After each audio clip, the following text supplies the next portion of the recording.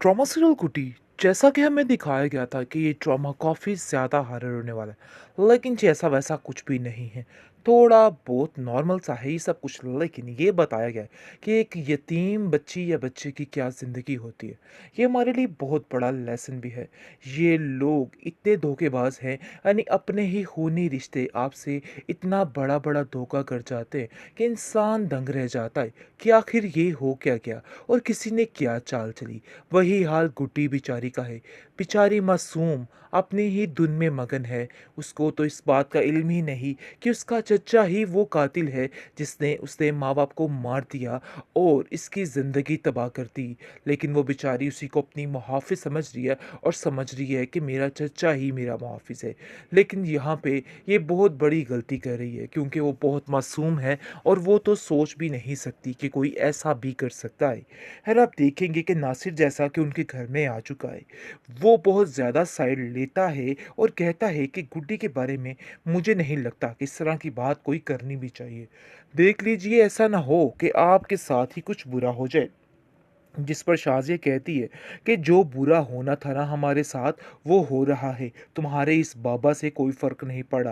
पहले मैं भी यही कहती थी, लेकिन औरंगज़ेब की बात जो है वो बिल्कुल ठीक है, क्योंकि वो बिल्कुल ठीक कहते थे। मेरा बेटा बिल्कुल सच कह रहा है और ये मैंने अपनी आँखों से देखा है कि आप लोग जानबूझकर उस बच्ची को बचाने की कोशिश कर रहे हैं, इसके अलावा कुछ नहीं। और तुमने भी तो कई दफ़ा गुड्डी को, उसको, स्वीटी को ये हरकतें करते देख लिया है, लेकिन इसके बावजूद तुम स्वीटी की यानी कि सारी बातों पे आंखें बंद किए हुए हो। आखिर ऐसा कैसे हो सकता है? अहमद कहता है कि मैं तो आपको साफ-साफ कह रहा हूँ कि ये भी उनके साथ मिले हुए।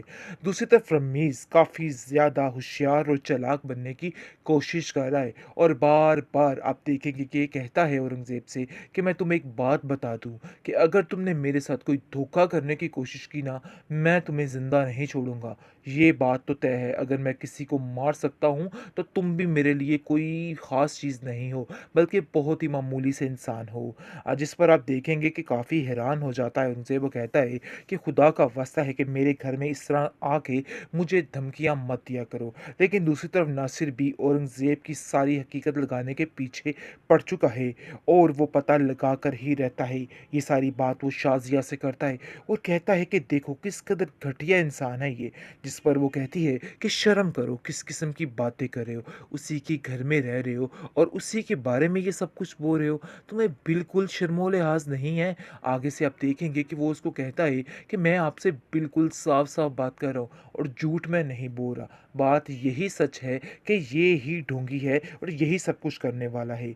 बाबा जी ने बिल्कुल ठीक कहा था। लेकिन जी, आप देखेंगे कि फ़िलहाल बाबा जी ने सबके दिलों से ये बात निकाल दी है कि स्वीटी और गुड्डी कुछ भी नहीं है। छोड़ दो खुदारा, इनकी जान बस कर दो।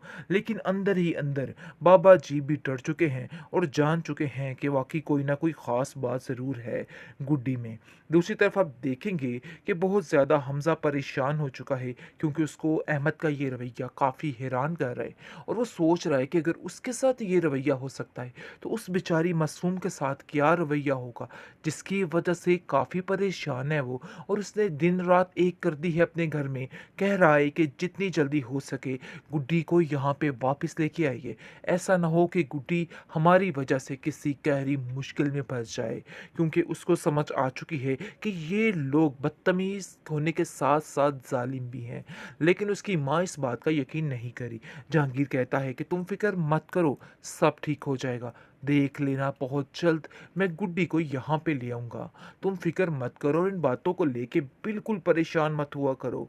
मुझे पता है कि मुझे क्या करना है और क्या नहीं करना। लेकिन जी, आप देखेंगे कि बहुत परेशान है अहमद, क्योंकि अहमद के साथ अब स्वीटी वो हश्र कर रही है कि ये सारी ज़िंदगी याद रखेगा, बल्कि अहमद की सारी पुश्तें याद रखेगी कि आखिर इसने किससे पाला पड़ा है इसका और क्या-क्या किया इसने। क्योंकि इसने वाक़ई में बहुत ज़्यादती की, बहुत गलत किया बेचारी गुड्डी के साथ। बाद, लेकिन उसकी सज़ा उसको मिल चुकी है और वो बड़े ही बुरे तरीके से मिल रही है। इस पर आप देखेंगे कि औरंगज़ेब जो है उसका अपना ही झगड़ा हो जाएगा उस रमीज़ के साथ, क्योंकि वो किसी को बख्शने वाला नहीं और ये समझ रहा था कि ये उसकी साइड पे आके सब कुछ ठीक कर देगा। लेकिन नहीं, क्योंकि जो भी मामला हुआ था वो नासिर के थ्रू पकड़ा गया था, जिसकी वजह से एक सारा कुछ ठीक हो गया। और इसके बाद वो गुड्डी को कहता है कि बेटा तुम नहीं जानती कि जिन लोगों के पास तुम रह रही हो ये लोग कितने ज़ालिम हैं। मैं तो तुम्हें एक ही मशवरा दूँगा कि अभी और इसी वक़्त अपनी खाला के पास चली जाओ, क्योंकि ये लोग तुम्हें यहाँ पे कभी भी नहीं सुकून से रहने देंगे, हमेशा तुम्हारी ज़िंदगी जीर्ण करके रखेंगे। वैसे वो अपनी बहन शाज़िया से ये बात कर देता है और कहता है कि बड़ी ही मुझे शर्मिंदगी हुई कि आज तुम मेरी बहन हो। हाँ, माना कि मैं भी बहुत कमीना हूँ, लेकिन तुम जैसा कोई भी नहीं है। तुम तो किसी को मारने से भी गुरेज़ ना करो। आगे से शाज़िया कहती है कि तुम उस बच्ची की गैर की खातिर तुम मेरे साथ आके बहस कर रहे हो। छोड़ दो ये हरकतें। देखो नासिर, अभी भी वक़्त है, सुधर जाओ। जिस पर नासिर भी साफ-साफ उसको कह देता है कि खबरदार, तुमने मेरे दरमियान आने की कोशिश की। बात ये तय है कि तुम्हें अपने बेटे को समझाना होगा कि खबरदार आइंदा से गुड्डी के साथ किसी ने बुरा बर्ताव किया, वरना मैं एक पल नहीं लगाऊंगा आप लोगों को जेल भेजने में। दूसरी तरफ मीज़ अपनी यानी कि चालों में खुद ही फंसता चला जा रहा था, जिसकी वजह से उसको डर था। और इसके बाद वो साफ साफ आकर औरंगज़ेब से कह देता है कि देखो, मैं तुम्हें साफ साफ ये बात बताने की कोशिश कर रहा हूँ कि मैं तुम्हें नहीं छोड़ूंगा, बल्कि ऐसा ही होगा कि ये खुद ही अपने हाथों से इसको मार देगा। ऐसा ही होना चाहिए, क्योंकि इसने जो जो कुछ किया है उसका सारा बदला इसको ज़रूर मिलना चाहिए। इसने बहुत सारी ज़्यादतियाँ की हैं और अब जाकर इसको अंदाज़ा हो जाता है।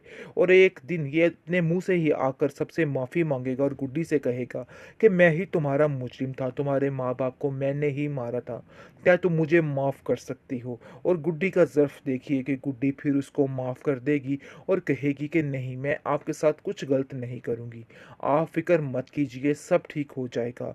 जिस पर नासिर कहता है कि शर्म कीजिए और डूब मरिए, वो बच्ची ने फिर से आपको माफ़ कर दिया है, लेकिन आपकी इन हरकतों की सज़ा आपको ज़रूर मिलेगी और ये बात तो बिल्कुल फ़ाइनल है।